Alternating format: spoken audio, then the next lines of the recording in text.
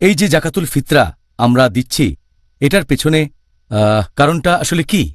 আমাদের নবী মুহাম্মদ সাল্লাল্লাহু আলাইহি সাল্লাম বলেছেন, এটা আছে সুনান আবু দাউদে খণ্ড নম্বর 2 বুক অব জাকাত হাদিস নাম্বার 1605।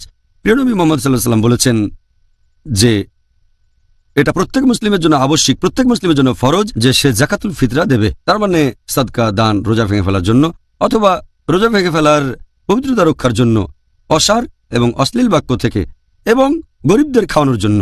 আর জাকাতুল ফিতরা দিতে হবে ঈদুল ফিতরের নামাজের আগে অবশ্যই।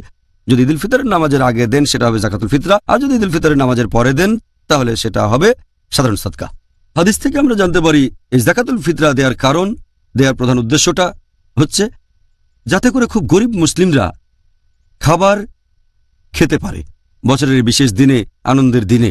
ঈদুল ফিতর মুসলিমদের সবচেয়ে বড় উৎসব সারা বছরে, আর সেই কারণে অন্তত এই দিনে প্রত্যেক মুসলিমের ঘরে যথেষ্ট খাবার থাকা উচিত। যারা গরিব তারাও যেন এই দিনে আনন্দ করতে পারে, তাদের যেন খাবার নিয়ে চিন্তা করতে না হয়, আর এটা দান করবে ধনী লোকেরা।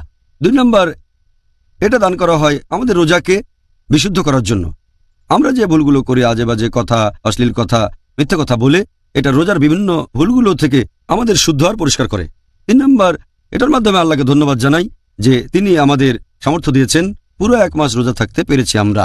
আর সবশেষে আমরা রোজা থাকা অবস্থায় যে ছোটখাটো গুনাহ করি সেগুলো থেকে বিশুদ্ধ করে থাকে আমাদের। ছোটখাটো গুনাহ আমাদের পুরস্কারটা কমিয়ে দিতে পারে। জাকাতুল ফিতরা দিলে ছোটখাটো গুনাহ পরিষ্কার হয়ে যায়, এতে করে রমজান মাসে যে আমাদের পুরস্কার কমে যাবে সেই সম্ভাবনাটাও কম থাকে।